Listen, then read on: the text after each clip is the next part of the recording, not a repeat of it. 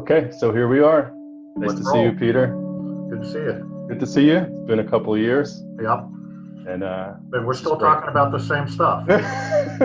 still trying to get somewhere. Well, I am. I don't know about you. Yeah, I feel like I've gone backwards, a little forward, and constantly back and forth. I tell you what. I'm going to try one thing on the lighting front. That might be better illumination. That way, everybody can see the outfit that I selected for this occasion. Likewise. Okay. Okay. All right. Ready? Yep. Okay. Nice to see you, Peter, and thanks so much for joining me again. Really looking forward to this. I had a certain broad goal in mind, and pardon me if I read a little bit during the beginning of our session. I was hoping that we could try to keep a couple different types of bridge building in mind as we move today. Yeah.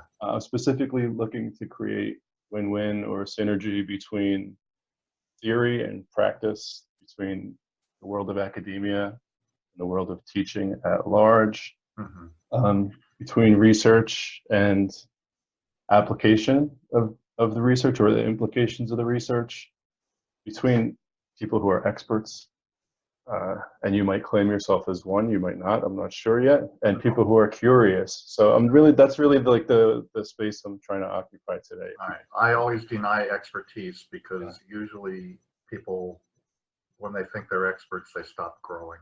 And especially from a Vygotskian standpoint, you're always under development. And so I always resist any idea that anybody is an expert, because they tend to get stale and static and stop moving forward. Fair enough. Would you consider yourself more expert than when you started this process? Well, well, again, I'm not sure if expert's the thing that I'd be working toward. I'd say I have a deeper understanding of what I think I know than I used to. I hope I don't lose. I hope I don't regress in these matters. And because these things occupy me so much, I'm constantly trying to refine what I think I know. And I've been doing this since about 1990, working in the Vygotskian vein for 31 years now. And, I hope I got a little better at it. Yeah. I would like to, if it's okay with you, I'd like to share a little bit of what I think I know at this point, just to sort of set the groundwork, and then I'm hoping to fill in at least a couple cracks, a couple gaps. So if it's all right with you, I'm going to take about maybe 2 minutes just to share a little bit of where I think I stand. And forgive me if I read a little bit. Okay. So, and I'm not getting the text on the screen right now, right? I think I'll put the text up. Let me do that.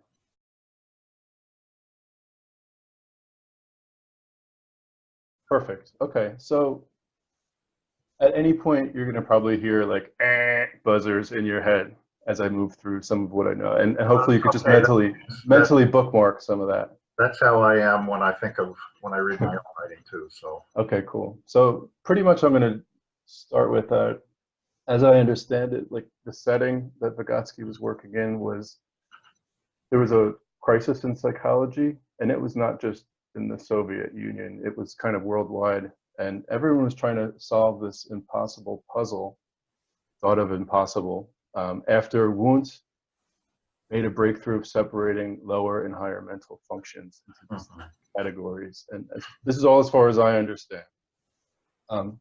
And Wundt hit a wall in terms of how to study higher mental functions or higher psychological functions in a scientifically valid way, because they're already underground, they're invisible, and higher are the mental functions of humans that are different from what animals might have. And it was hard to apply any sort of rigid or even objective scientific method to studying things that are invisible, subjective. And this is where Vygotsky's historical breakthrough came in. And it was an interdisciplinary approach that he used, where he was drawing on mental models from art, from philosophy, from fields outside of psychology that maybe allowed him to see around corners, maybe allowed him to see what others couldn't. And he was able to so-called unlock the puzzle, mainly through a two-part solution. And it was a non-classical, it was new, both through his theoretical explanation and the method, the research method that paired with it. And both of those sort of influenced the other and developed in response to each other, I believe.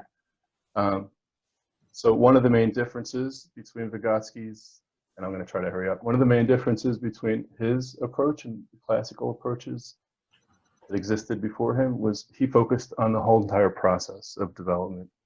And one thing that allowed him to see the process was because you could actually see it before it was invisible. So he focused on the buds to the fruits, not just the fruits. And his claim was that the buds are actually social relations, not just they didn't exist within social, like social relations are actually like the first step of developing higher mental functions, I think, or at least as far as I understand. His general genetic law was not his only law, but it was his most important one, from what I hear. And he basically says that the social relations are the source of development, that they reorganize the existing lower mental functions that people have. So they're sort of just reorganized in a new way. It's not that, I'm not exactly sure. One interesting, I would say probably the past 10 years, seems to be an argument within the field is from Nikolai Verasov, who I've been talking with as well. And he says that one of the most overlooked parts of the law is the idea of category, which is related to the concept of drama. And it's not just any social relations that are the engine of higher mental functions. It's particularly dramatical collision types categories. And he said Vygotsky was pulling from dialectics, particularly Hegel, and borrowing his ideas, which allowed him to focus on the category or the drama, which is ultimately what allowed Vygotsky to unlock the puzzle. I'm not sure. For many reasons, there seems to be a lot of differences of opinion between how to interpret and how to actually work with Vygotsky, both in terms of research and teaching, and teaching. So on one hand, we have the pragmatically sufficient, I'm calling it, which is basically like people who say who really cares if ZPD, for example, and scaffolding are different concepts. At least something of Vygotsky's is useful to us on the day-to-day in the real world. And of course, ZPD is the most common, is the most popular concept because that's the one we could actually understand and use. Well, wrongly, I would say in almost every case. Okay. And then on the other end of the continuum is the purist, I might say, or the conservative or the conservationist, who's really trying to, salvage Vygotsky's ideas in its purest sense. And I would say Nikolai is amongst that. And his 5 principles for research, Vygotskian research, are a good example of that.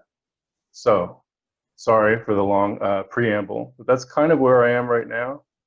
And I'm hoping that we can correct some of what I know and add to and take it from there. So, sorry that I'm such a nerd that I wrote down my first question for you, but. Oh, that's okay. And there's a lot to unpack in just the little part that you just. Yeah. For instance, I don't think that there's actually, if I were to describe what he calls lower and higher mental functions, I would say that lower this is not necessarily about animals, but that it's the biological dimension of concepts. In other words, a 3-year-old can't conceptualize the world the way a 20-year-old can. Oh, okay. To use an extreme example. However, there are biological things at work.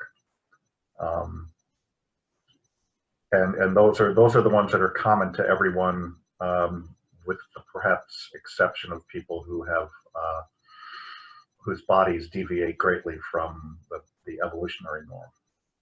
Okay, they may not have the full set of faculties that a typically developing person will have. But the higher mental functions I understand to refer to cultural ways of thinking.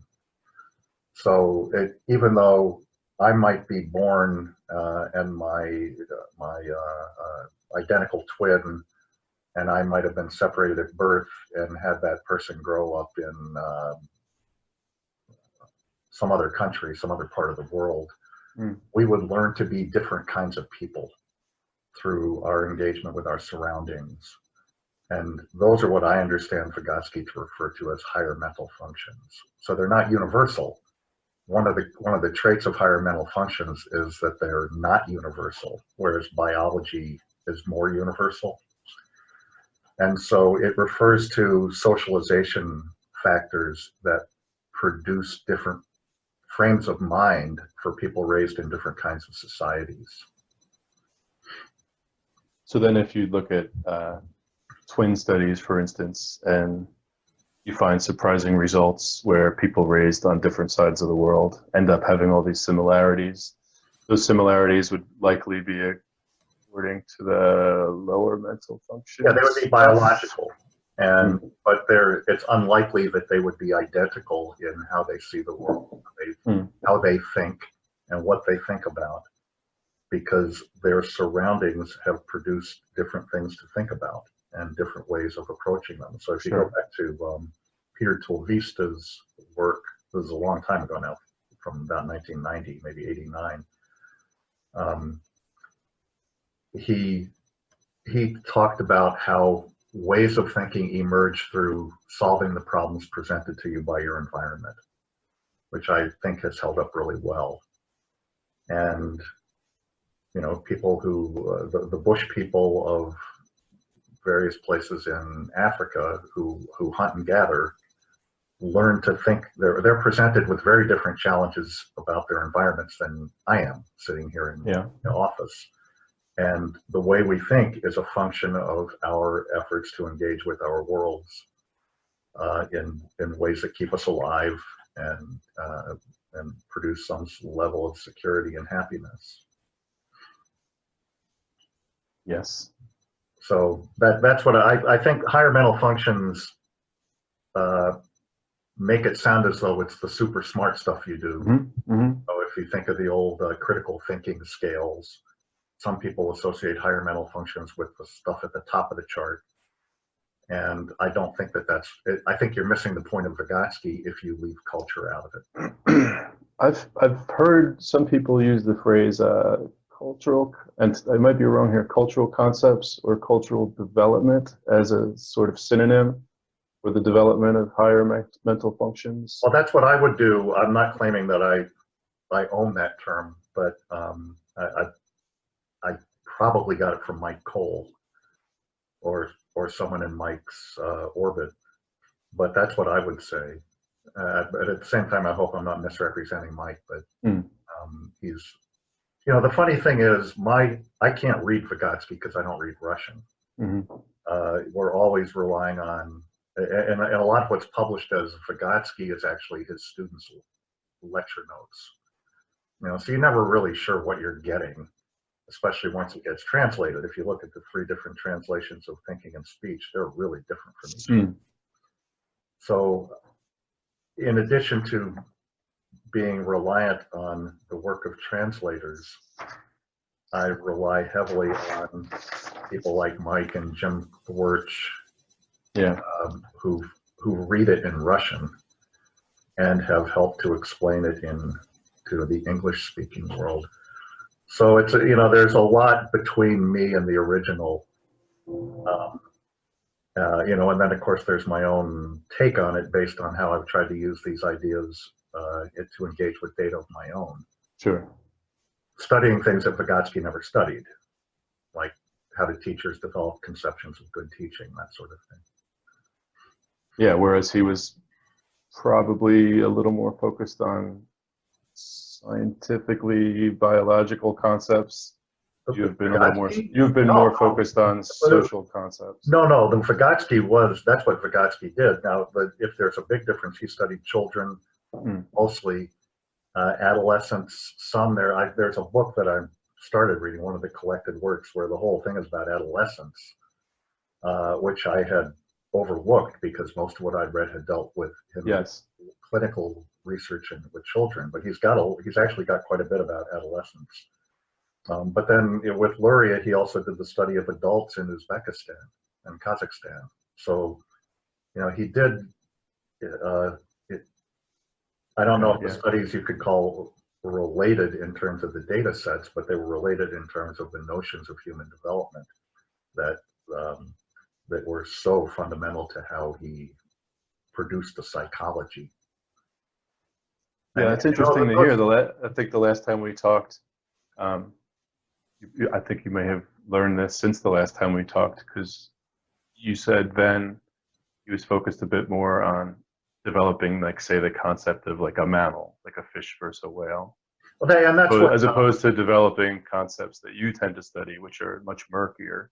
Yeah, and there are people who say, well, he did, they'll give an example of one thing he mentioned that's not biological, but if you read, it's all, a lot of what he does, a lot of how he illustrates concept development is of what I would think of relatively static concepts. Like a whale and a fish aren't going to change that much in my lifetime. Right. And so, in a billion years, they might evolve differently, but that's another question. So, I think that he may have been interested in them. He just didn't use them illustratively. And maybe because to make the points accessible, a biological example is an easy way to lay it out.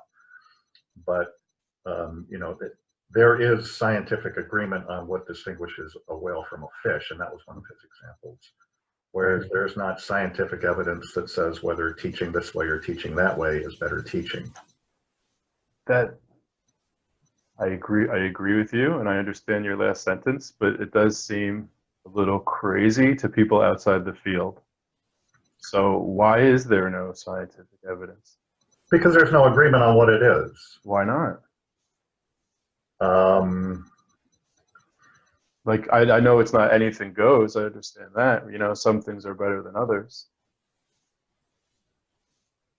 Well, some things are better than others situationally, and I'll give an example. I hate lectures, right? Someone who stands up there and jibber jabbers, I'm staring at the ceiling, I'm thinking about other things. That's why I apologized at the start of our talk today. I just dream. I daydream during lectures. I think they're awful. I can't do it as a teacher. And so at the beginning of my career in higher ed, when I was at Oklahoma, I was asked to do some workshops for beginning teaching assistants on, how to teach effectively, and it was based on stuff I'd done on small group work. How do we get people to talk more during classes as opposed to sitting there? And I ended up with a bunch of TAs from the hard sciences, and they thought I was the most useless person they'd ever met, because they said, the most important thing in here is learning the facts of the business. That's my job as a teacher, is to make sure that they know the difference between a whale and a fish, or whatever. I can't, it's been a long time, but what I remember was feeling deflated because I was completely rejected by people who were doing the very things that I was critiquing and saying that that's the best and only way to teach their discipline. So yeah, I think that there are disciplinary issues, although even within disciplines there are different conceptions. Just think of the English teachers who lecture and the English teachers who use inductive approaches. That's how I was trained to teach in the 70s. It suited my disposition well. And one of the things I've been grappling with in current work is when you teach people how to teach, are you actually teaching them something different, or are they kind of waiting for what they're already aligned with to be presented with, and then do they latch onto it? I still don't know the answer to that question. I guess I've seen it work differently from different people. Some people actually do say, oh, I get it. Kids daydream when you lecture, maybe I need to do something else. And other people are disposed to liking interactive classrooms because that's what they did well in. And when they get that, that's what they affix themselves to. Yeah, or they might be disposed to that for other reasons, maybe even partially hereditary reasons, you know. Well, and there are also, I don't want to get too, I don't want to overgeneralize too much, but there are students from certain cultures who come to US classrooms who have been acculturated throughout their schooling to very authoritarian instructional and human relations. They respect their elders. They always address, the grandparents are revered members of their family. Teachers are people that they hold in awe. And the idea that a student would have something to say in that setting is ridiculous. And so they tend to be very quiet and amenable to teachers talking and students listening. So that's a cultural factor that can shape how students orient themselves to proper roles in classroom settings. And they don't all work the same. I'm going to hit pause just real quick. Yeah. Yeah, one sec. Oh, no, I'm not. All right, well, let's just roll. Okay, yeah, I can edit everything later. Okay, so I do have a list of questions. I'm going to let's periodically jump to them. So some people think use Vygotsky's work as best you can, make it useful, add it to your existing repertoire. That's kind of how I am. And if something works, it works. Whether you understand that concept's particular role in the larger theory or not, whether you confuse ZPD with scaffolding or not. Some people say, what the hell's the difference? What works works. And then there's the other side, which I would say is more the purist, very important in my view. Where it's like, no, this is, things have been poorly translated, et cetera, et cetera.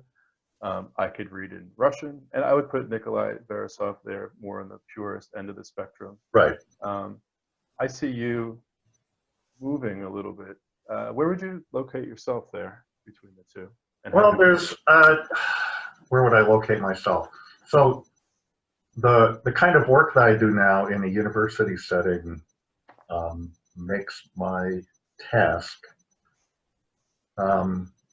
both theoretical and practical. The practical side being the fact that I'm in teacher education. I'm trying to help prepare people for teaching careers, right? So that's a very practical thing to do. At the same time, I think that there's a theory behind how I teach people to teach. It's constructivist, it's social, and other things as well. What I think that from the different people from different perspectives would ask that question differently. So you're positioning yourself as a teacher, I think, right? Classroom teacher? Yeah. Okay. Yeah. Lately I've been seeing myself as a teacher, absolutely, but maybe somebody who is able to have light conversations, deep experts. Yeah. So. But if you're a teacher, it doesn't matter whether something comes from Foucault or Bourdieu. What matters is whether the kids are learning. Yeah. But I think that there's a problem when you say, I advocate scaffolding, therefore I'm Vygotskian, because that's wrong. So if you take the part about, you don't need Vygotsky to scaffold, that's really Bruner. I think that if you go around saying, oh, I'm Vygotskian because I sequence my lessons in this particular way, I think it's great that you're sequencing your lessons in particular, in whatever, as long as it's working. But I think that you're wrong if you're attributing it to a particular theorist. And we actually have a book coming out on misused concepts. Some colleagues and we just got a book contract on how things like third space have gotten all screwed up. Dialogism, people screw up Bakhtin constantly, funds of knowledge. There are all these terms that have gotten, we call it whitewashed, because they start out in one place and then they get picked up broadly, and all the edges are taken off. Let alone the concepts that start in academia and work their way into the culture. Well, right. Especially into the culture wars, how just absolutely distorted and redefined and abused things like that would get. Well, and that's for political ends. What my view is that people say they want to legitimize what they're doing, and so they associate what they're doing with a famous person. Sometimes the wrong famous person. Again, scaffolding, that's straight out of Bruner. I mean, and if you read Bruner's original conception of scaffolding, it doesn't look like anything that people are calling scaffolding now. It was so much more heavily managed by the teacher. Very heavily managed by the teacher. The induction was barely there. It's gotten expanded, and I think I think it's good that the notion of scaffolding has broadened to include more approaches. Yeah, and this is somebody who lived a nice, long, healthy, life, not somebody who died young, like Vygotsky, who really couldn't corral his. About 170 years old by now. I mean, I think he's still writing. Yeah. But, what's wrong with saying it comes from Bruner? He's a perfectly legitimate and respected source. But I think that he got it wrong in claiming to be Vygotsky because he was reading a crappy translation. Okay. So what's the difference between scaffolding, ZPD, and ZND, which was your coinage, which I'm not sure if that's catching on or not. I can guarantee you it hasn't. Okay. Well, because the other thing is in too many ed psych textbooks already, in which they say Vygotsky invented scaffolding. I mean, this has just gotten so ridiculous. If I were to cut a 90-second clip from this video to put out there, to introduce the zone of next development concept, how would you describe it? Well, in my view, if you say you're working in Vygotsky's tradition or drawing on Vygotsky, you can't do that without being concerned with long-term human development. That's what he was about. Long-term, socially and culturally mediated human development. And that's what leads to higher mental processes, right? That's what leads me to be different from someone who grows up in rural India, right? We are acculturated, we are socialized very differently toward these higher mental processes. And that's the kind of human development that he was concerned with. The zone of proximal development, as it's been produced by Bruner, as it's been picked up by Bruner and others, was adapted to school learning. And school teachers are not necessarily concerned. They say, well, I'm here to influence for the lifespan. But what they're really doing is trying to get them to pass tomorrow's test or something like that. The pragmatic needs of teachers tend to be short term. How can I teach people how to do this thing that we do in our discipline that's in the curriculum at the sophomore year? How can we get them to distinguish between a metaphor and a simile? How can we get them to, I don't know, write a narrative or write a research report, right? These aren't really about the long-term human development. These are about the kinds of things you do in school, which have grading periods and everything is demarcated and short-term. Like even if you do a unit of instruction of 8 weeks, there are a lot of little smaller things that you do as part of that that are instructionally designed to help to provide short-term understandings that often have to meet some external demand for testing, right? So teachers' concerns are rarely with how this person's going to turn out when they're 50 years old, even though they have a kind of abstract sense that that's what they're there for. That's not what they actually do. And I say this as a former teacher, right? I'm not saying that, I'm not being at all critical of teachers when I say this. I'm saying that that's the task. That's what setting sets you up to think about. Whereas if you're doing what Vygotsky was doing and trying to develop a comprehensive psychology of human development, you're thinking long term.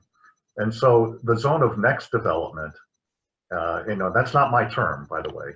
I got it from this BBC broadcast on the butterflies of Zagorsk, which is a wonderful film if you can get a copy of it.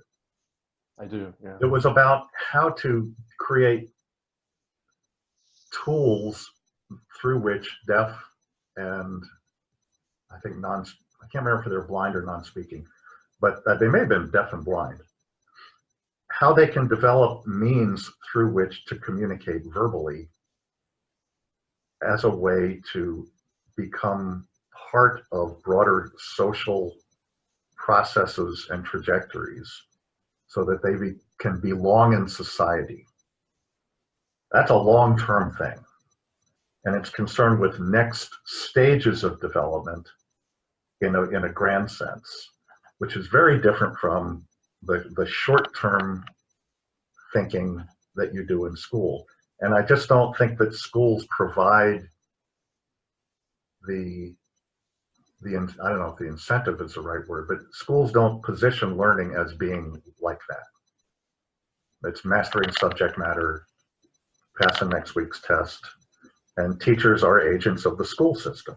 If you think systemically about things, and that's another thing that Vygotsky did, was he thought systemically about how institutions create developmental pathways that produce particular kinds of people.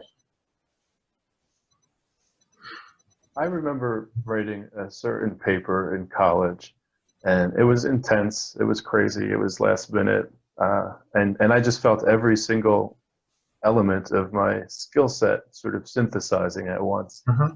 And it was all these different tasks and mundane skills that I had developed at some point randomly were able to fire all at once and allow me to complete this task that, quite honestly, that task allowed me to be more a part of the social group that I was currently in grad school.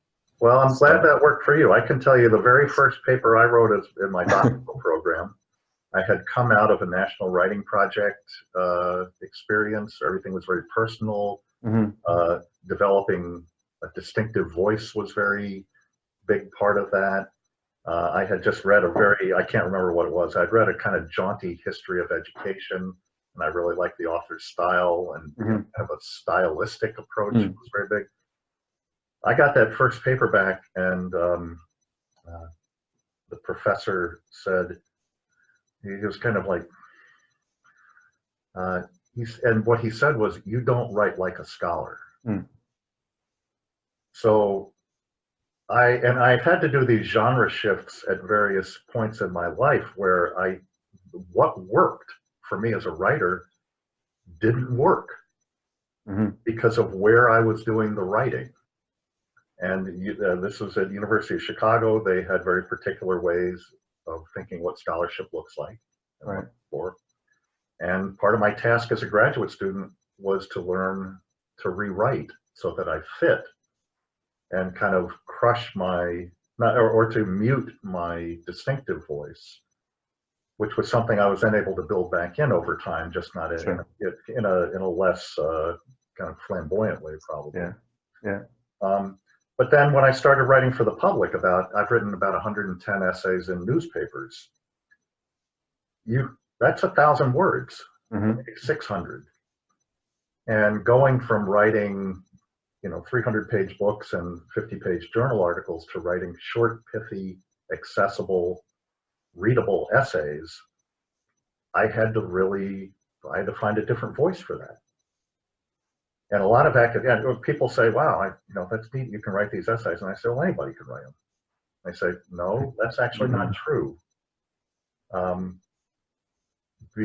Because academics take 20 pages to clear their throats. Yeah. Right? And they can't get to the point, and they can't write without jargon.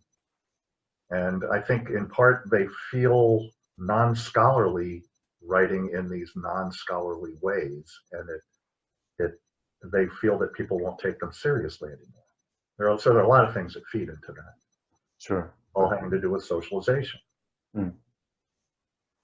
And it's kind of funny because if you think of traditional conceptions of syntactic maturity, and I don't know if you ever read these T-unit studies from the 60s or whatever they were, but the idea was that mature writers write longer sentences with more embedded clauses and phrases, right?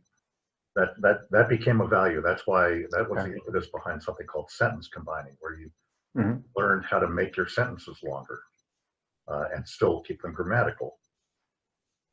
If you start writing for the public, what you have to learn how to do is shorten your sentences and shorten your paragraphs. Yes. And cut out all the big words and say things clearly and not try to sound smarter than your readers. That's what is persuasive in that medium. Sure. Yeah. I had to kind of relearn how to communicate in order to do that. And it turns out I know how to do it now. But it was a shift for me. And also at the same time, I had to go and keep writing the scholarly stuff. But I think that my scholarly writing got better because I started writing shorter sentences. With and you expanded, right? And you expanded your audience. Sure. And there are now 3 or 4 of them out there in my audience. Know the feeling. The reason I brought up that moment where I was synthesizing many skills in one paper, or the writing of one paper, is all those skills that I learned over time were not, I don't think they were overtly developmentally focused by the teachers who taught me those things, but yet it still had a developmental impact. But I guess where I'm going is, for teachers who are working within whatever system they're working in, if they wanted to simultaneously balance the task at hand and the concept of the development of cultural concepts or the development of higher mental functions, what can you offer the person who wants to consciously do both? That's me.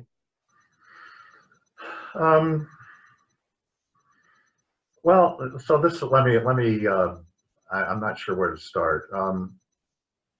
First of all, you have to want to do it. You know, most English teachers I know would much rather read a novel than read Vygotsky.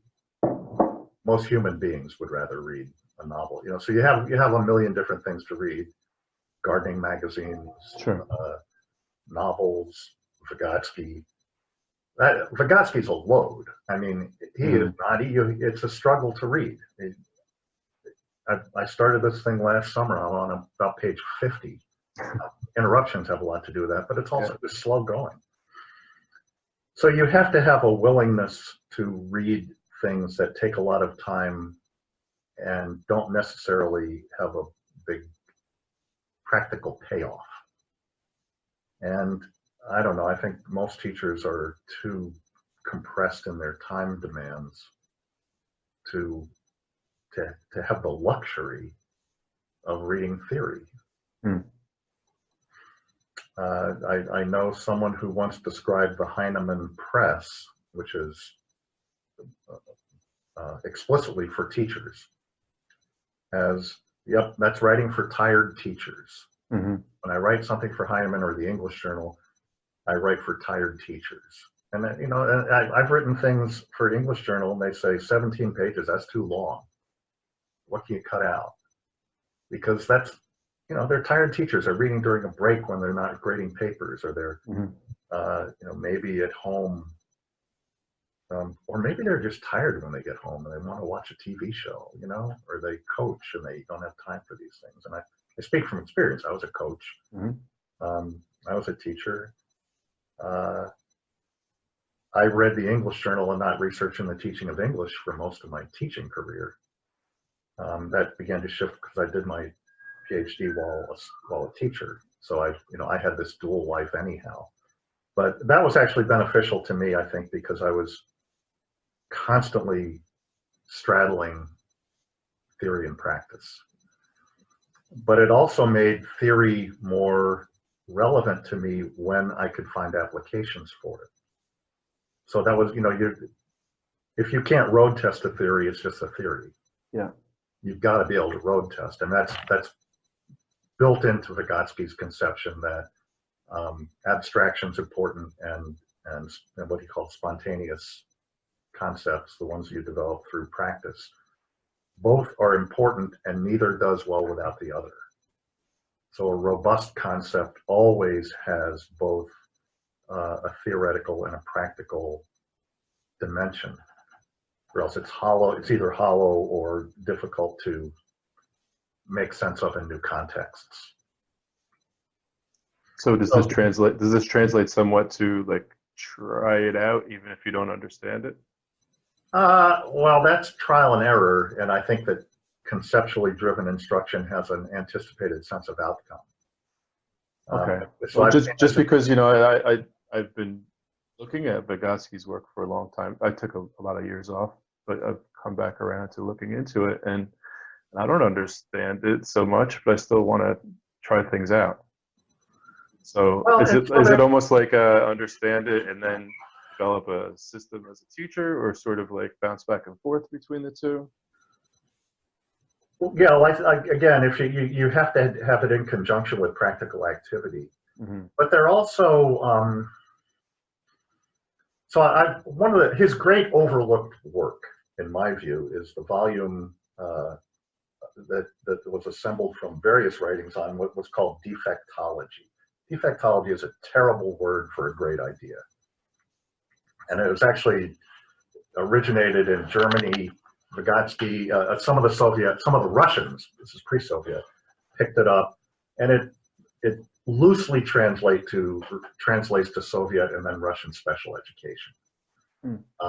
And this term, the idea, well, if someone can't hear, that's a defect, right? And so is concerned with that sort of thing. So you have to kind of put a clothespin over your nose when you use the term defectology, because the construct itself is powerful. It is a deficit. It's also a place for advantages as well, but well, I've really struggled with the phrasing, and I've used terms like people who depart from the evolutionary norm, which doesn't have deficit language built into it. No, but it sounds like I completely understand and agree, but it does sound like a George Carlin skit. He talks about soft language versus, how language evolves over time, moving further and further away from the simple term. Well, yeah, but the simple terms don't always work. Got it. Yeah, agreed. When there's baggage built in, whether it's colonial baggage or psychological baggage or something, you can't ignore that. So yeah, anyway, I personally prefer not to err too far in one direction or the other. But yeah, agreed. So the defectology approach to people who were different, and the butterflies of Zagorsk that I borrowed the term zone of next development from.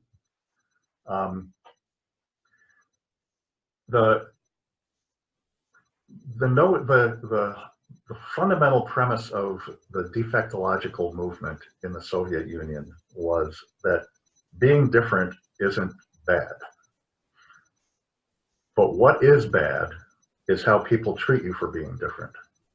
I just reduced this incredibly complex piece of work to a fairly simple idea, but it's also to Vygotsky, self-esteem really mattered. And this is not getting trophies for finishing in last place in Little League self-esteem, which I think is tremendously damaging. This is just feeling that you're part of something. And that was very big in the early Soviet Union, the whole idea of feeling that you belong in a stream of social activity was critical to your ability to develop the higher mental functions. And in Vygotsky's, at the beginning of his career, when the Soviet Union was under formation, becoming part of the Soviet project. And here I'll use their language, developing the new Soviet man, was the whole purpose of the society. Unfortunately, Stalin had to murder millions of people in order to get rid of the non-Soviet men. It was a problematic enterprise, but the ideal at the beginning, they tend to be beautiful, that we become part of this equitable society. And we participated. Now under Stalin, so Vygotsky talked, he was rhapsodizing about how even blind and deaf children could become young pioneers and then even ascend into the young communists. And these were the kind of legions of young people who were being socialized into this conception of a new person. It was very problematic because he didn't realize that what Stalin was doing was taking these young pioneers and young communists, having them rat out their parents when they went against the ideology. So all these things get distorted when power and politics come into play. Yeah, and I know you have some family ties, and I have through marriage some family ties to that sort of situation. And well, my grandparents escaped Romanovs, so they came over in 1913 and 1916, just before the revolution. Yeah, my in-laws are Cuban, and it was no better. It was no party there. Yeah. Well, did they get out during Batista or after Castro? After Castro. Yeah. See, mine got out before Soviets, so they're actually escaping the Christians. Yeah. Who were organizing these pogroms, which were these violent mobs. Yeah, and all these backdrops just always add a little bit of interesting color to my interaction with this material. Yeah. I'm always because I'm no historian. I'm not very smart when it comes to that stuff, but I have my personal biases. And right. Yeah, and it's interesting trying to sort through Vygotskian ideas with this backdrop. And Vygotsky's, well, of course, especially when they became communists, the Russian psychologies or the Soviet psychologies were imported, and so there was actually apparently a strong group of Cuban Vygotskians. Although I have no idea what the situation is now, and things were shut down there so long it was hard to even know who they were. I'm going to ask you two questions, and I'll give you your choice. So question one is, was Vygotsky more interested in how higher mental functions develop, or more interested in how we might help people develop them? That's question one. Or you could just pick that one now. Well, I'm not sure. I would say, I don't know. I didn't know him, so I can't say. I would say that he was interested in both. And he was interested in mediation, and so that is the how, but it's also what produces the what. One of the things that he was very insistent on is that this sort of categorical separation works against understanding. So he was very big on integration. For the life of me, I can't understand most of what people are talking about when they talk about bodies. Well, there are all these brown bodies on a bus, and I think, those are people. There's a psychology there. There's socialization. There's a community. They represent the community. This idea that these are like empty bodies bothers the hell out of me. Yeah, it's psychotic in my view. Well, there are smart people who do it. I know. Sometimes you have to be. I don't get it. It's maybe you and I are off, but sometimes you have to be really smart to say certain things. Right. So that just seems like a the totally Vygotsky was bastardized integrating all these things together. So his interest in defectology wasn't about the blindness. It was about the social context in which blindness is constructed in deficit ways, and how that can be altered through changes in how people act around blind people. Okay, so it's like almost like this is there's more of a societal disability than an individual disability. Absolutely. Yeah. Yeah, that's a good way of putting it. The society is incapable of seeing the wholeness of people who are different in some way. Mm. Say a little more about that, please. Oh, well, I mean, the whole idea of a deficit conception, just that you're not seeing the whole thing. You're seeing what you see and interpreting it as an absence and a deficit. I'm actually reading a history of the Mexican, the conquest of the Aztecs that was written in the mid-1800s by an American, U.S. I should say, U.S.-based historian. And the judgments of the Aztec rituals was very Eurocentric, right? It's deficit built into how they see. And you know, human sacrifices, I don't approve of that. But he would then link it to failures, you know, the absence of philosophy in the society and things like that. He would characterize it as less advanced than whatever the Christian world to, even though Christians were killing people constantly too. Sure. Yeah. Just not through sacrificial rituals, or at least not the ones. I mean, you know, the Aztecs were wiped out. Sure. By the Spaniards. Does that create an impulse in you when you see that sort of negative characterization? Does that create an impulse in you to throw away the writer's entire critique? No, because what I'm trying to do is get the history and having the awareness that there's a perspective through which it's presented. So I think it's useful to know how these rituals were conducted, and the author does. His name is Prescott, William Prescott. He's apparently one of the early U.S. historians of note. You have to be able to see where he's being ideological and where he's describing things that did happen.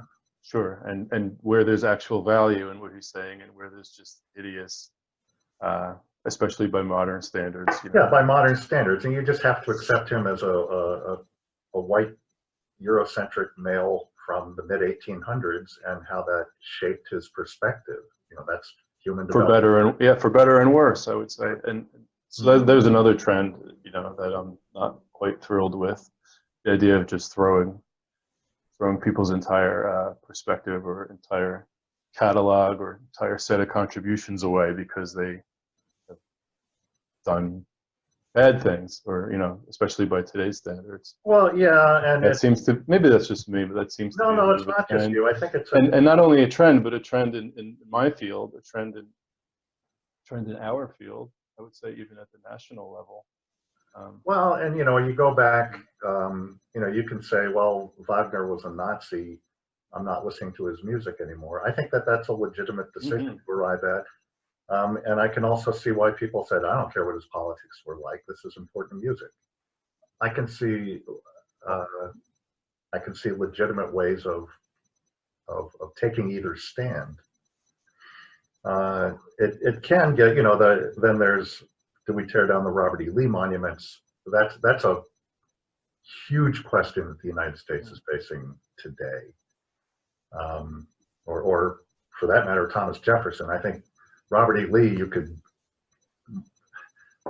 make a better case for that than you can say, oh, we have to rename everything named Jefferson.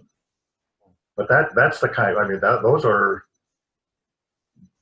are current issues, and they're gonna be around my life, all of my lifetime. And I'm not saying I have the best answer for all of them. I don't know how you rename everything named Jefferson, but there are people who would.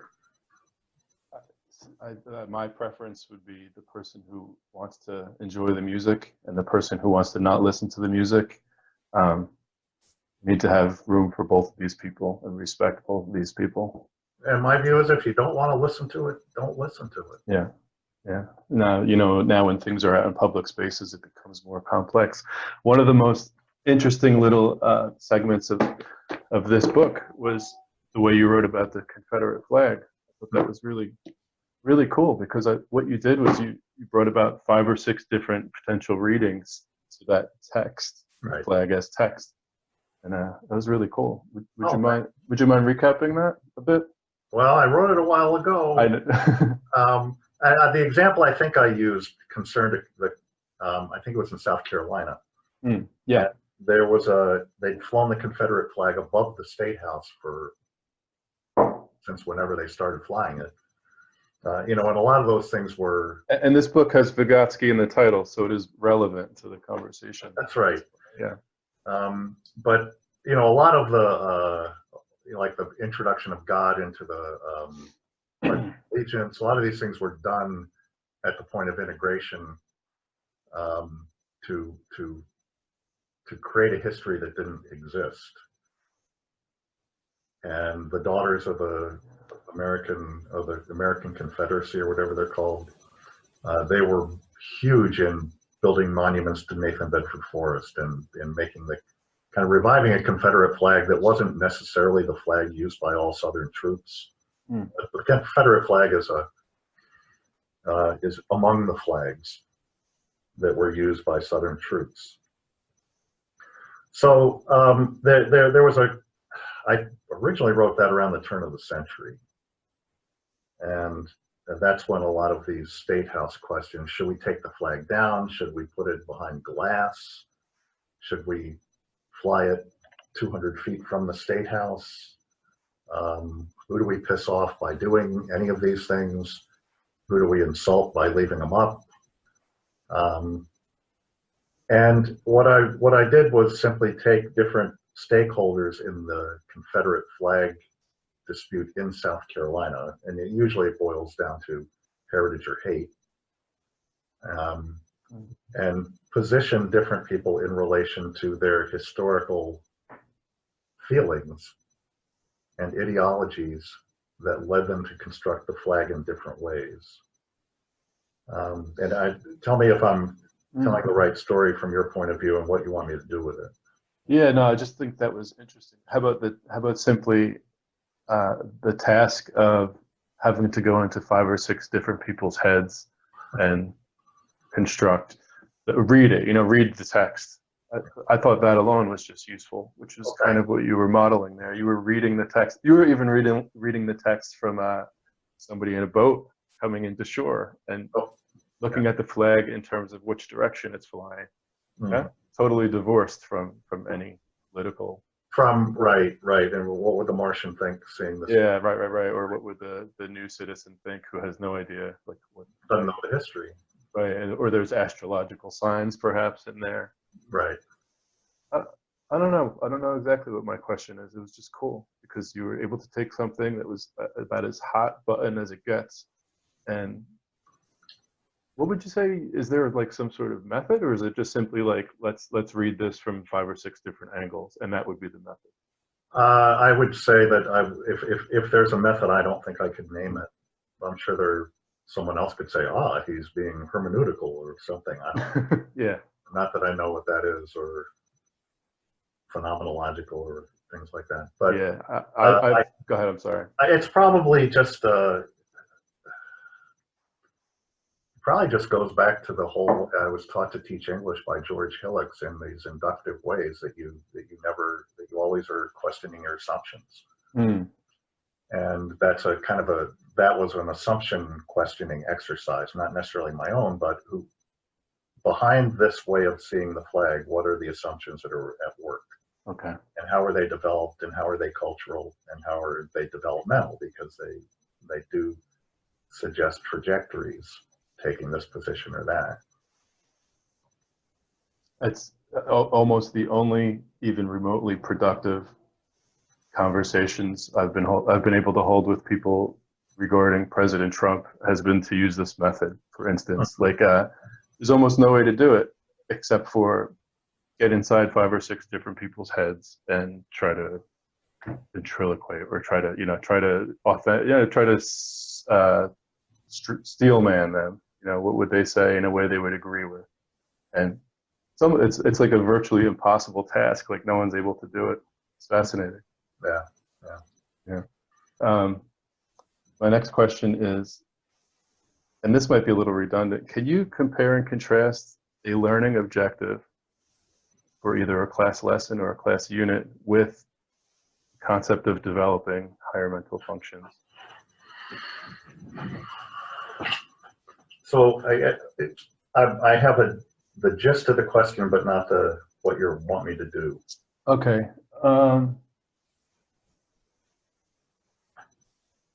Is,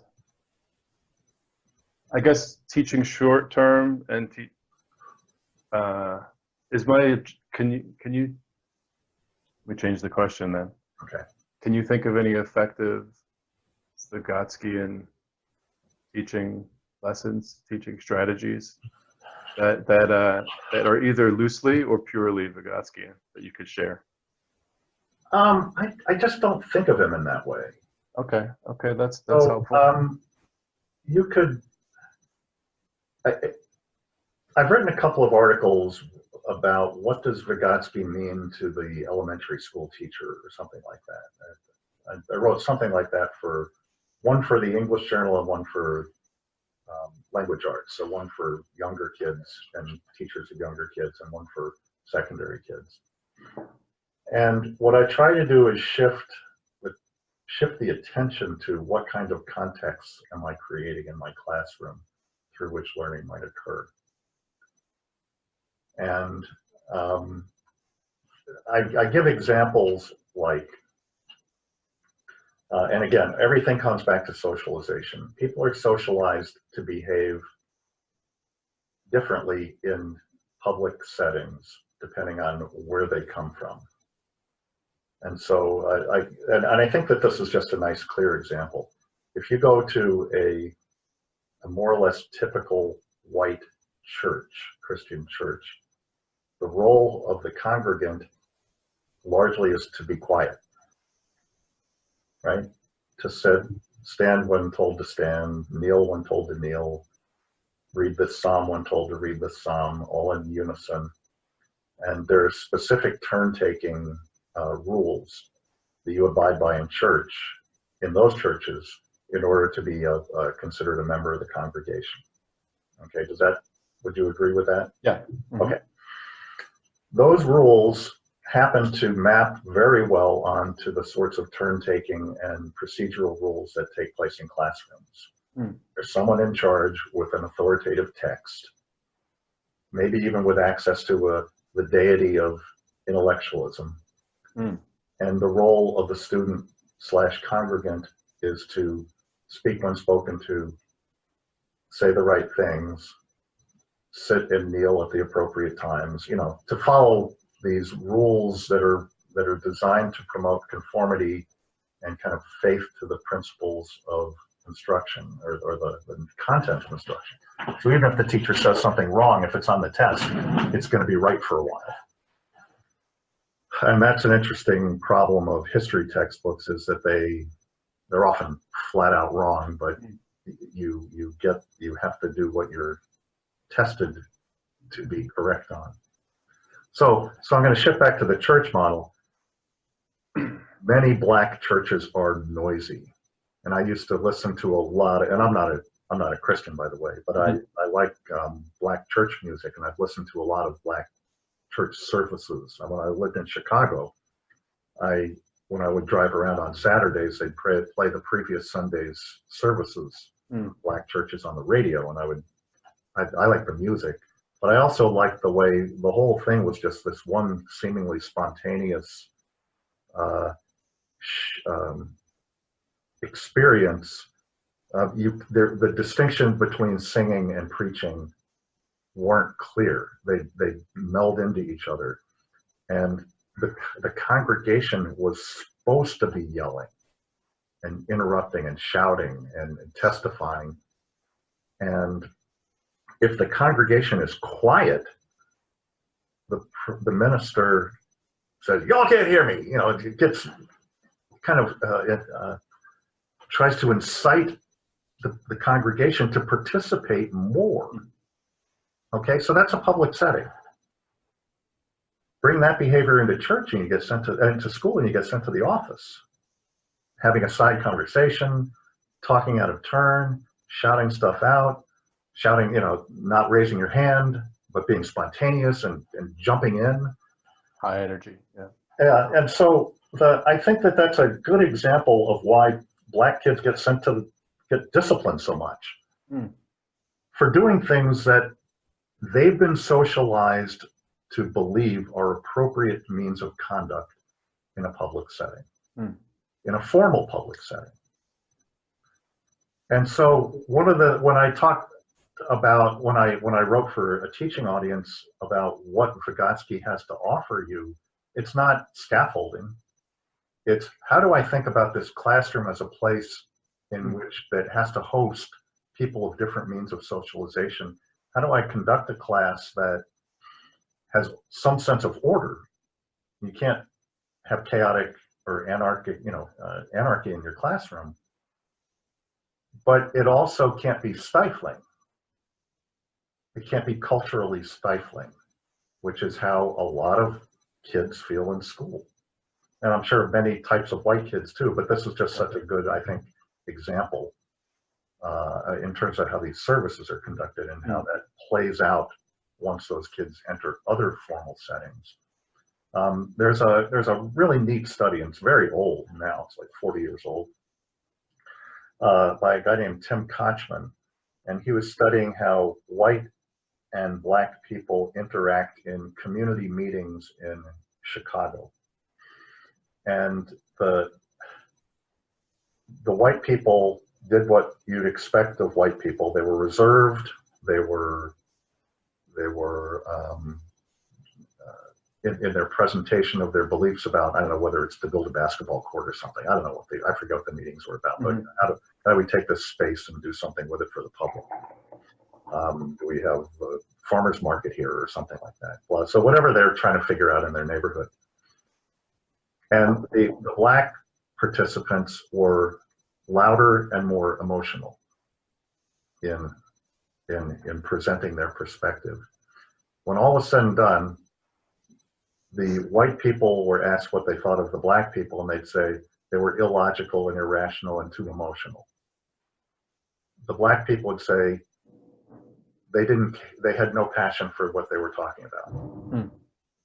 And so they were both critiquing one another according to their own cultural norms. And in school, however, the norms that get established are those of white, it's kind of overused term, but white middle class norms of turn taking and things like that. There's another neat book, Yolanda Major's book on African American hair salons and how women in hair salons argue. And it's not Stephen Toulmin. It's not, they don't sit there and make a claim, give an example, provide a warrant, give a counterexample, rebut the counter, there's a set of things that Toulmin said go into argument. And often in these hair salons, the points are made by telling stories. Right? It's a narrative approach to, and it's very passionate. Not yelling, but raising your voice is part of what you do in this. It's a form of passion. And again, you bring that into school and you're told that you argue poorly. You go into the hair salon and that's how you do it. And just if you're asking what I think teachers can benefit from, it's understanding that there are differential means of socialization that are being brought into your classroom. We talk about celebrating diversity, but it's usually stifled by other rules. There are fundamental contradictions about promoting diversity and having a standardized curriculum, for instance. And I think it both affects how students behave and whether or not people from these non-dominant cultures want to become teachers and change the institution from within. That's why 85% of teachers have been white forever, right, since integration. So you have you have all these self-perpetuating cycles. School is this way. Teachers become teachers in part because they felt comfortable with school. If you didn't feel comfortable with school, it's a less likely profession for you. And so the kinds of people who go into teaching tend to reify the structures that that they experienced, which are exclusionary. Hmm. So this is what I think Vygotsky really has to offer teachers, not scaffolding. It's a much richer, more, it's called a cultural historical psychology.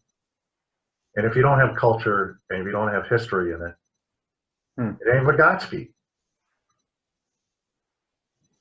Very interesting. Yeah, and I think schools should also have enough diversity to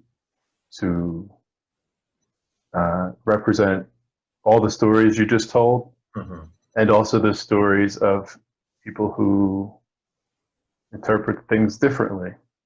For instance, this person should have a voice if there's true diversity. Whatever the norms are, whatever the history of the norms are, so be it. Adapt. Like that person should be able to have a voice if there's going to be a diversity of conversation. And what I've tended to notice, the curriculum is standard, and if the people who go into teaching perpetuate historical ways of teaching, and again, this is a cultural historical question. The institution has a cultural historical set of traditions that get reproduced over generations, and I think a big part of the reason is the people who go back to work in schools are the people who feel comfortable within those structures, who tend to be white. And so you're never going to have real respect for diversity as long as the core and the dominant demographic who make decisions is always the same. Interesting. Is there a way that you can summarize the subtitle? I know you can't. I'm going to read it to you. Methodological framework. Yeah, because I've been talking with Nikolai Verasov a bit about the framework that he recommends for Vygotskian research, and as you know, it has 5 dimensions, not all of which need to be present at all moments, but each of the 5 principles is aligned with a element of the theory. What methodology were you talking about in this book, or are you adopting nowadays? Well, I'm not as familiar with his work as you are. I always back off from here are the 5 things you have to do, sort of formulaic ways of thinking about things. I think that things are a little too fluid for a simple breakdown. I don't like the activity triangle that everyone puts on a screen at every conference I go to. Yeah, I think he would agree with you there, but yeah. Yeah, I find it reductive. What I think it has produced is there's a goal and there's an object and there's a contradiction, and people call it research to go find the points of a triangle in something. Well, and my question is always, what else did you see? Or how did you know? You looked at these things because the triangle says they're there, but does that mean that that's all that's there? And from a cultural historical standpoint, how did those things get there? That's always a big question. Why is this place the way it is? How did this little society or community develop over time to become the unit that it currently is? My own adaptation of what I study things that Vygotsky never studied. So I can't just say, let me replicate his experiments. And, he was really a clinical researcher for the most part. He contrived situations and put people in them. And my own study, you can't do that with classrooms. You have to take what happens in the classroom. You can try to design a controlled study, but that's not what I do. And so I'm interested. I've adapted certain features And I go back to Jim Wirch's interpretation of Vygotsky as having a genetic or developmental perspective. That's central. It has to be developmental. And that's, some people just don't seem to, they skip that part. And it concerns the role of tool-mediated, goal-oriented, I would say socially channeled action toward a cultural end. Okay, that's kind of Vygotsky in a nutshell, as interpreted by Jim Wirch, and I think Jim's a very smart, thoughtful guy who's actually been to Russia a million times and knows all these Russian psychologists and has read it in Russian. And he's also the author of my favorite book. So, yeah. Which, Mind and Society? No, the other one, Vygotsky and the Social Formation of Mind. That's a terrific. Those are kind of my yep. Those are. That's just an extraordinary writer. Yep. Fantastic sentences. Yeah. And he's a good guy too, by the way. Yeah. Anyhow, so from that, I extracted a few things to look for when I'm trying to study a phenomenon. What are the goals? What is the purpose of all this? And I think in triangle language, that's called an object. But I don't really want to go in. I don't want to make that as a blanket statement, because someone would probably say, "Oh, you're missing the point." Okay. But yeah, I know virtually nothing about that. Yeah. You're headed towards something, and I think Jim Wirch asked a really important question that I keep repeating without having a good citation for. I heard him say it. I don't know if he's written it. That if you're saying I'm studying development and aren't saying development toward what, that's fundamental. You're not just developing as a blob, you're headed somewhere. And that somewhere is always a cultural destination. It's you're heading somewhere that has been pre-established as a place to go. And so when I study, say, teachers, and they're developing conceptions of what it means to be a good teacher, they're trying to get to the good teacher destination. But that shifts a lot, because what happens is they're in the midst of tremendously contradictory environments that suggest 10 different developmental endpoints at all times. So it's a tremendously, the book that I've got coming out, it should be out this year sometime.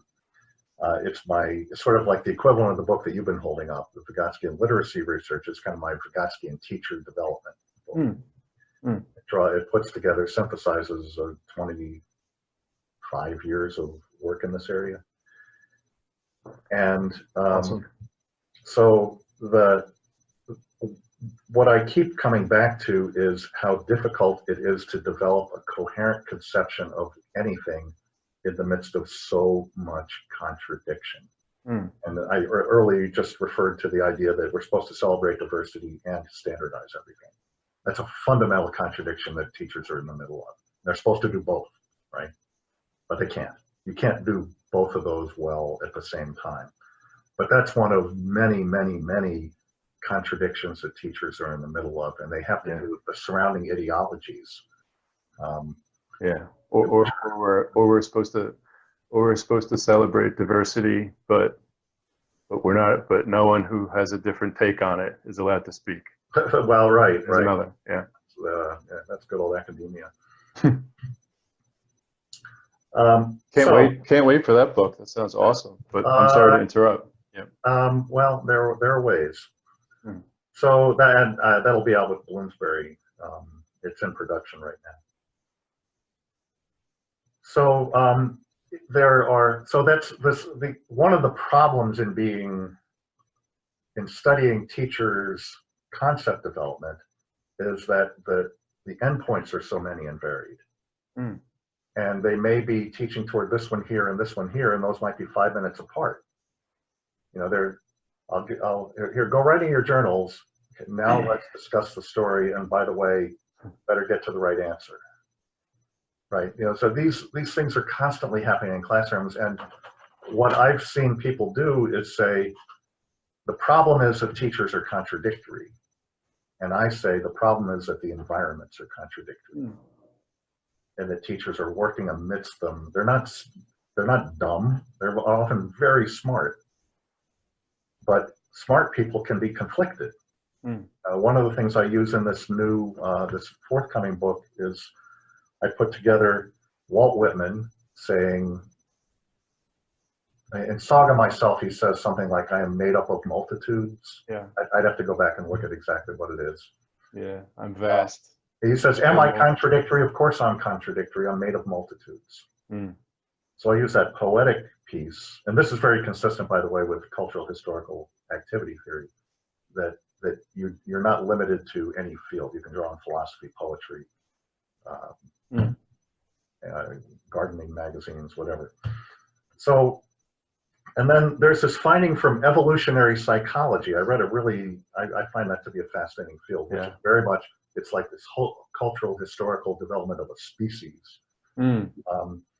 And what they say is that it's computationally impossible to be a consistent human being given the number of alternatives there are. And so you put it, and these things describe teachers. Yeah, and consistency is not even related to fitness necessarily, if I'm not mistaken. Like you don't have to be consistent to survive and reproduce. Like you don't even have to be logical or rational. Well, to reproduce, you need something else entirely. Yeah.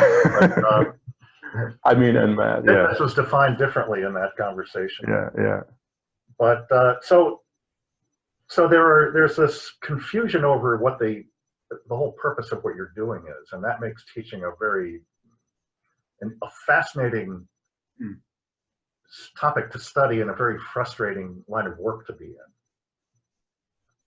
But the frustrations of the work make it a fascinating topic of study. And the fact that I've also done it and been in the midst of all these contradictions helps me empathize with the teachers who are doing this, because when I did a study of a teacher teaching the 5-paragraph theme, the knee-jerk academia response is bad teacher. My response was, I wonder why she does this. Yeah, yours is way better. And then you look at, oh, okay, there's a state writing test that has a 5-paragraph theme rubric. That has a lot to do with why she's doing it. That's how she was taught to write, and she was good at it. That has a lot to do. Her own socialization has a lot to do with it. The fundamental structure through which her teaching is evaluated says to do it. Is there like a 30-second version of the case against that structure? It's that it's, I would say, people say that, first of all, it's the only time you ever do it. No one writes 5-paragraph themes when not writing 5-paragraph themes. There are versions of it that are so heavily specified that there's no room for writers to think. Right down to what each sentence has to do. Yeah, got it. Who says that there are 3 reasons behind every idea? Sure. So those are the critiques of it, and I'm sure there are many others, but it's generally reviewed as more stultifying than beneficial, than useful. Got it. It was just interesting to hear you say the knee-jerk reaction is X is bad, or and teacher is bad because of doing bad things, and a bad teacher and dumb, and that's what Janet Emig referred to teachers who teach the 5-paragraph theme as neurotic, which I find extraordinary. I don't see how she became a pop star with being that wrong and being that insulting. But it worked. She became famous based on that critique. Anyhow, that's a whole nother story. Sure. So the other elements that so if you try to get a sense of the purpose of doing things, that's the object toward which actions are directed. And to me, that fits ideally with Vygotsky's emphasis on human development. The other Another element is what tools are employed in order to bring about the outcomes that you're hoping for. So setting tool, and what's the setting in which all this is enacted? Because the setting itself either suggests or dictates how things go.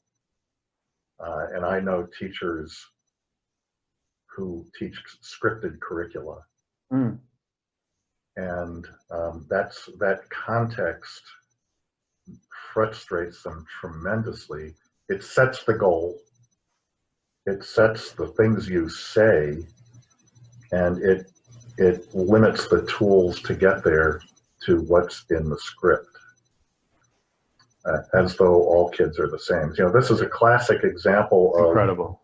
and I'm sure that the school mission statement also says we're going to celebrate diversity and honor all kids. Unique personalities and ways of doing things. But every teacher is going to say the same thing down the hallway at the same time every day. So those are the ways, those are the things I look for when I read, when I observe. That sort of research was based on both classroom observations and then interviews with the teachers following the observations. And so the analytic method became, why are you doing this? How are you doing it? Why are you doing it this way? What's the end toward which you're doing it? So those would be the sorts of interview questions. And then that enabled me to make inferences about the conceptions of teaching that they were developing in this environment, in this setting or context, kind of synonymous terms for more or less the same thing.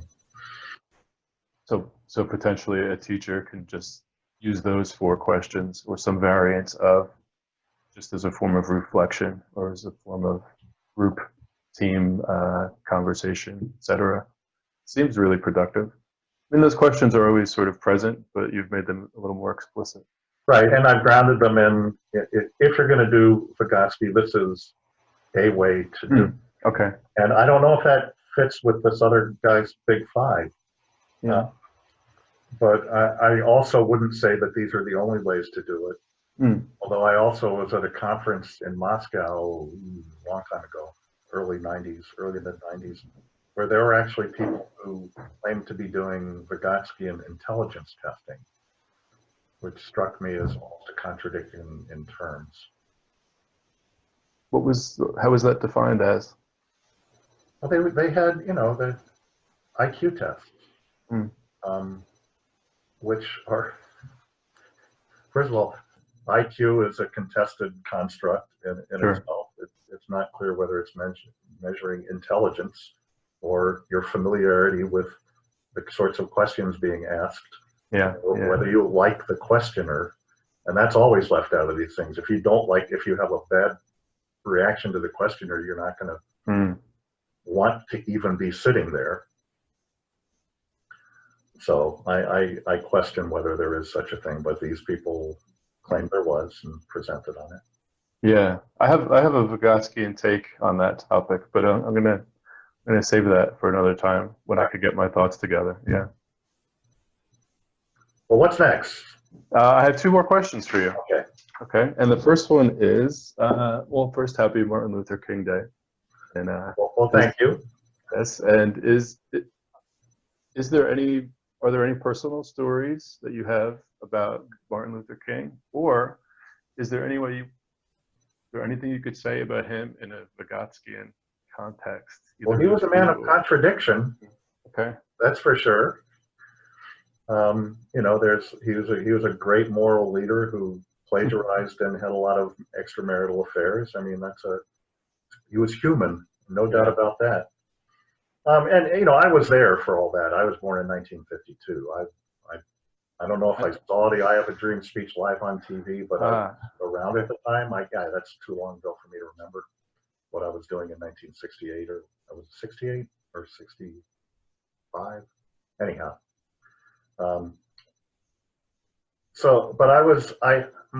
you were a teenager. Wow.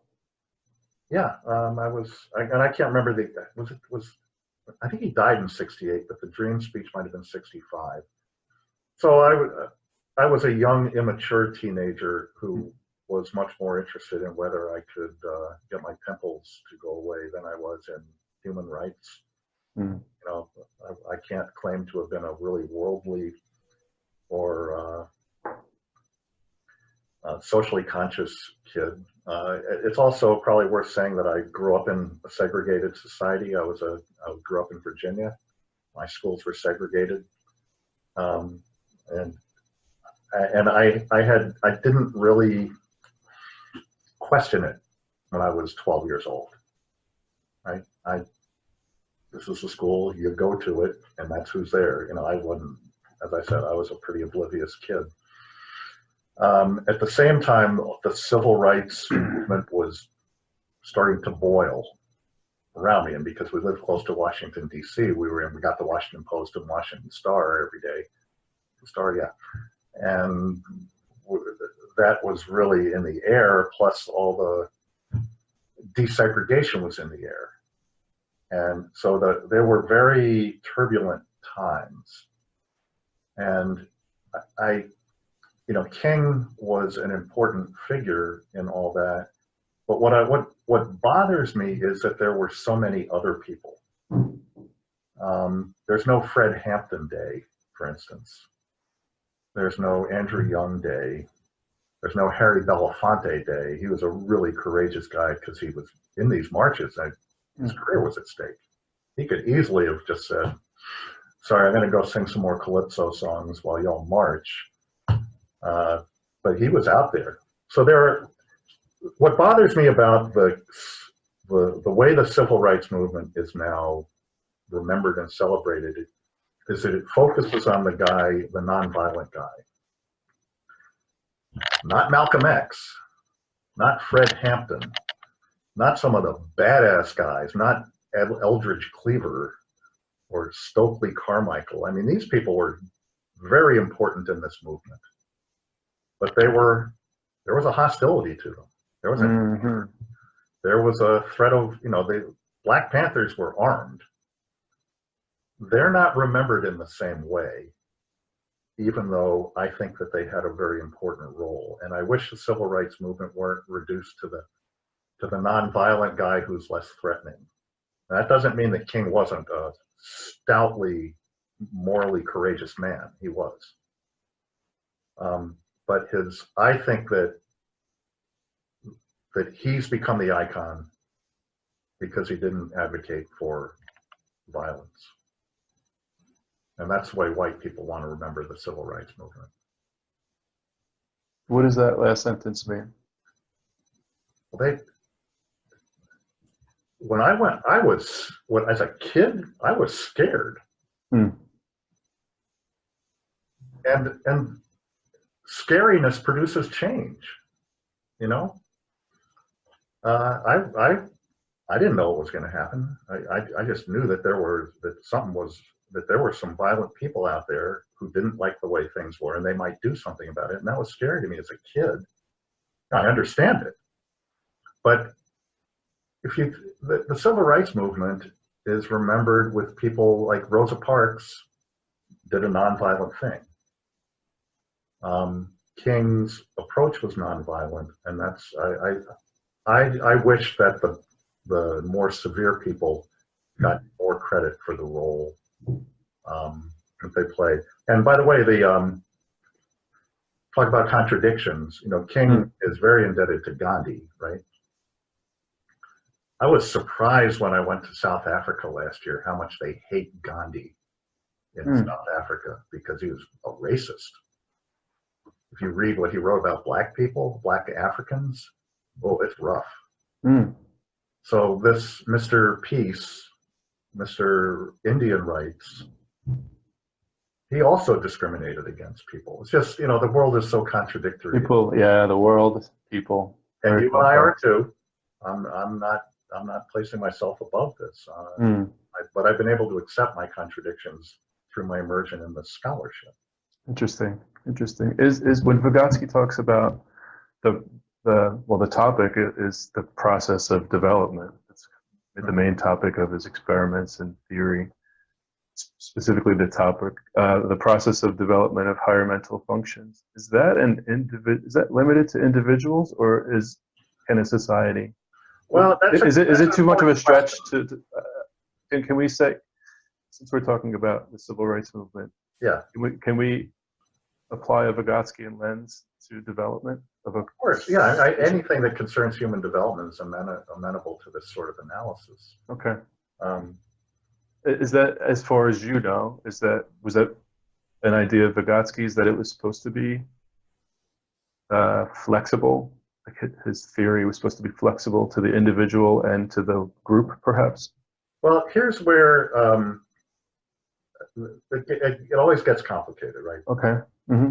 So when I read Vygotsky, what I see is an emphasis on how an individual's trajectory is a function of engagement with social practices and the cultural history that has produced them, and puts that person in a developmental stream with a specific sort of trajectory. Mm. Okay, so as an individual, I'm swept up in a social current, and that's what provides the basis for my developmental pathway.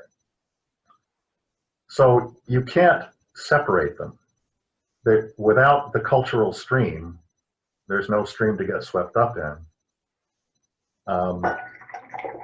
That makes me want multiple cultural streams, because God forbid one stream is, God forbid one stream gets polluted. At this point, we're probably all in them.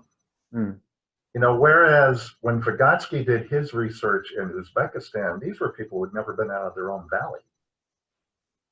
And so you could actually find in Europe or the Soviet Union, I'm not sure how you classify these places, that were basically untouched. Mm.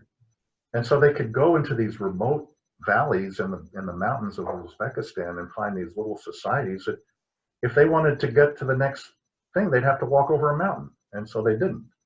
And so you could actually have these kind of undisturbed singular cultures.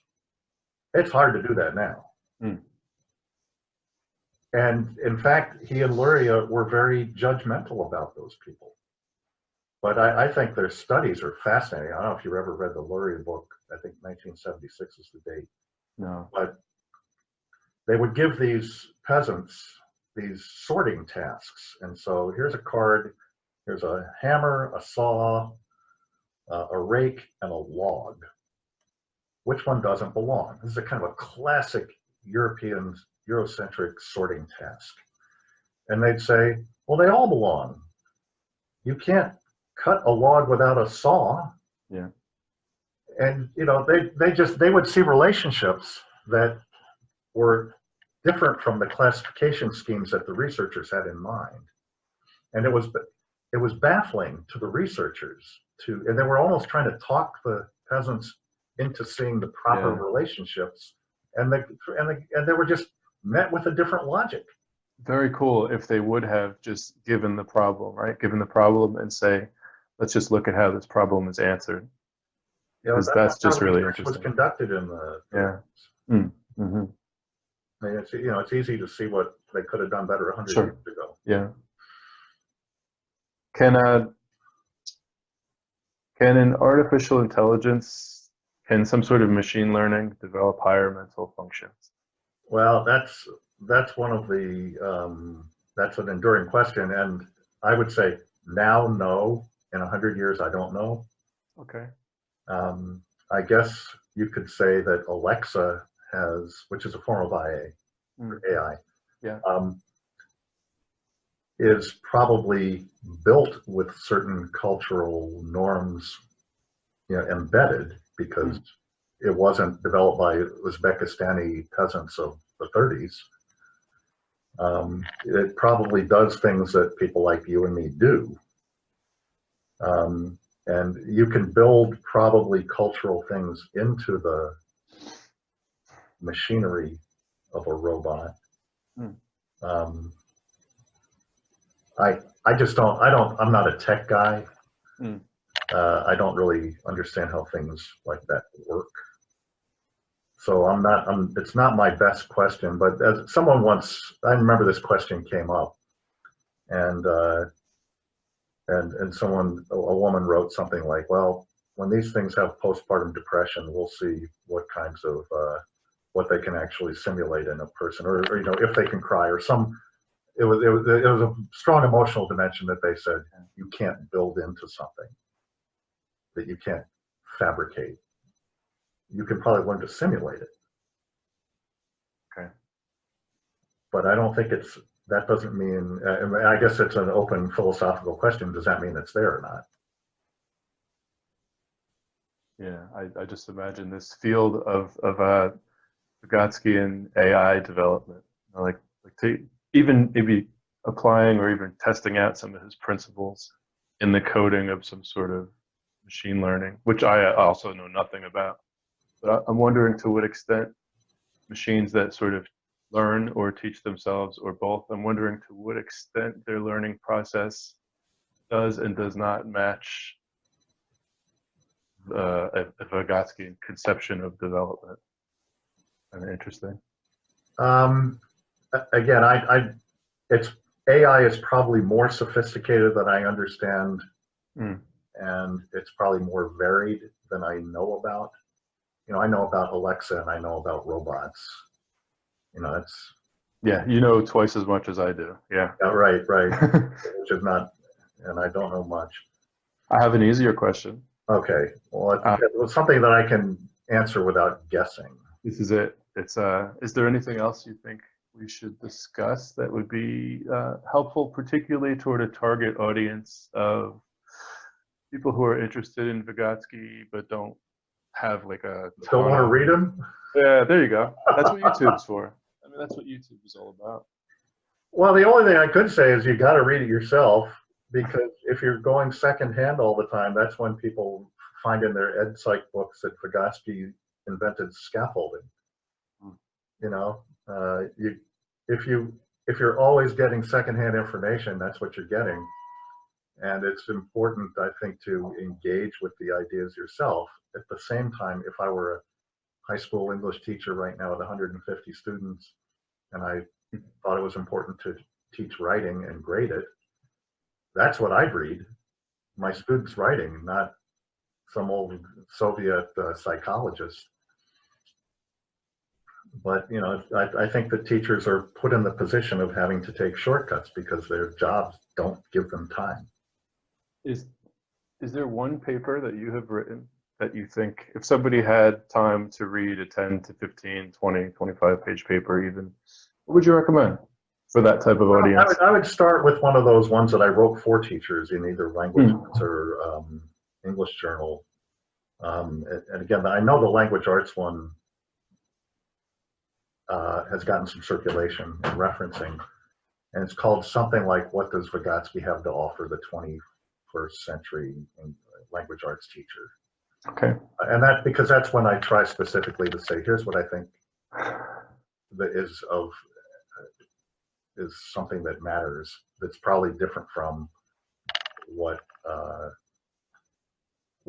you've heard. And there's something I wrote for one of these multicultural encyclopedias or something like that. I was asked to write on Vygotsky and multiculturalism. But again, the point is to make it, some of the things I've written are for academics, and some of the things I've written are for practitioners. And I guess the guiding principles are similar, but the manner is different and the examples might be different, and the accessibility issues really matter in these things. Yeah, well, I'm very, very, very grateful for your time, and even over the years, you've sent me the occasional long response to an email I've sent, and now this is the second time we've had a face-to-face. It's a very long email here. Yeah, and I just really, really appreciate it, and it was so much fun. I'll quote my daughter here when she was young, and we'd say, "Alicia, we got to go." She said, "Oh, just be a minute." And like 10 minutes later, "Alicia, you said it was just going to be a minute." And she would say, "I meant a very long minute." Exactly. My daughter's going to love that. Minute here. Yeah, I'm gonna give Maddie that line. She's gonna love that one. All right. Well, hey, it's always good to talk to you. And Yeah, likewise. I'll follow up briefly with something else. But now I don't know what to do with my. I'm going to stop my.